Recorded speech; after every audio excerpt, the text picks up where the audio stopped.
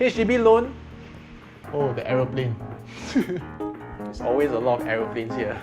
Should you take a HDB loan or a bank loan when buying your HDB flat? What is the difference between the two? Let's find out.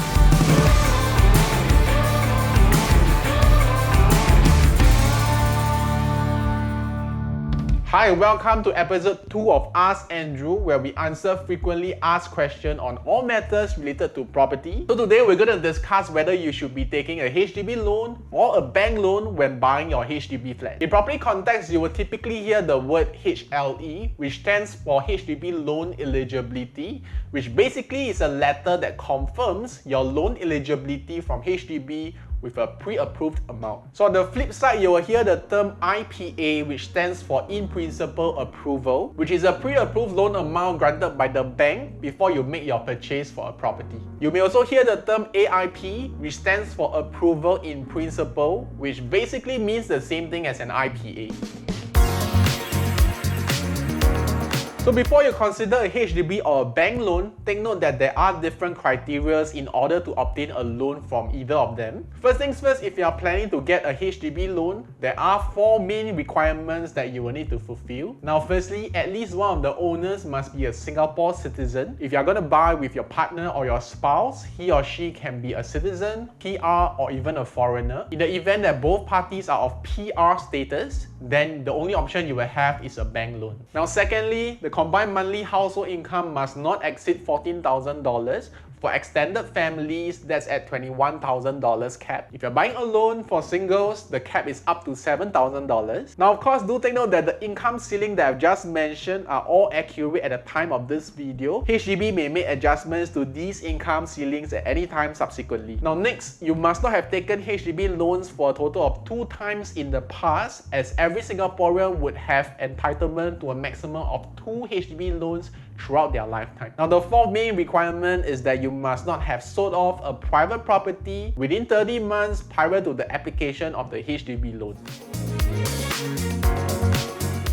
So most people ask which one is better. Is it safer to go for a HDB loan or is it better to go for a bank loan? And what's the difference? So maybe we can start off by understanding the difference between the two. Now for a HDB, the maximum loan that you can take up is 90% of the purchase price, whereas for a bank loan, maximum will be up to 75%. Now although the maximum loan that you can take out for a HDB loan is up to 90%, take note that it is a requirement to use up all your CPF funds in your ordinary account to pay off the house. Then only the balance will be granted as a form of a loan to you from HDB. Now on the flip side, for a bank loan, it is not compulsory to do so. Now since the maximum loan you can take up is 75% for banks, 5% of the purchase price must be in cash, balance 20% can be a combination of cash and CPF, and of course the balance 75% will be the loan itself. HDB loan, you can only go up to a maximum of 25 years for your loan tenure.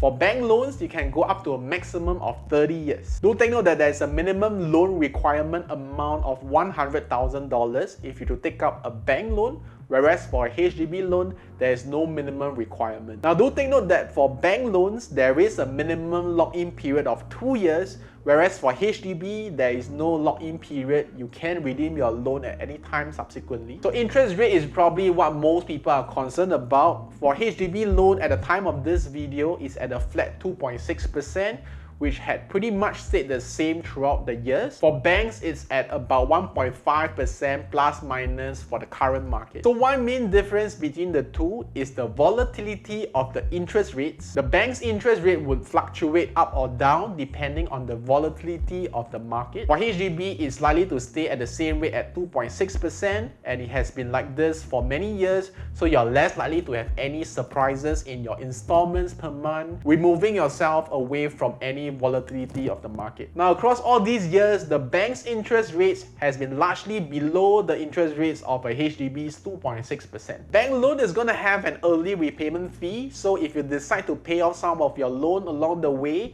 that's going to cost you about 1.5%, whereas for HDB, there's no form of early repayment fees that's involved. So we have just talked about early repayment fees. You want to take note about the late repayment fees as well. So for HDB, they would charge you 7.5% per annum for any late repayment, Whereas from banks, it is around 24% per annum depending where you take up the loan from. HDB, they are also more lenient in terms of late repayment. I think this can possibly be one of the more important considerations because we'll never know what's going to happen to our ability to finance the loan in the future. And I personally encountered some of my past clients who have went into difficulty in paying off their monthly installments, but thankfully their loan was taken out from HDB. They had genuine unfortunate reasons, wrote into HDB for assistance, leeway and time was granted to delay paying off the monthly installment. Now banks, for prolonged late repayments or no repayment, chances are the bank will take over your house as they have the right to auction your house away to recover the loan that they have lent to you. In terms of flexibility in changing your loans, if you take up a HDB loan, you can change into a bank loan subsequently. But if you take out a bank loan first, then you cannot change back into a HDB loan.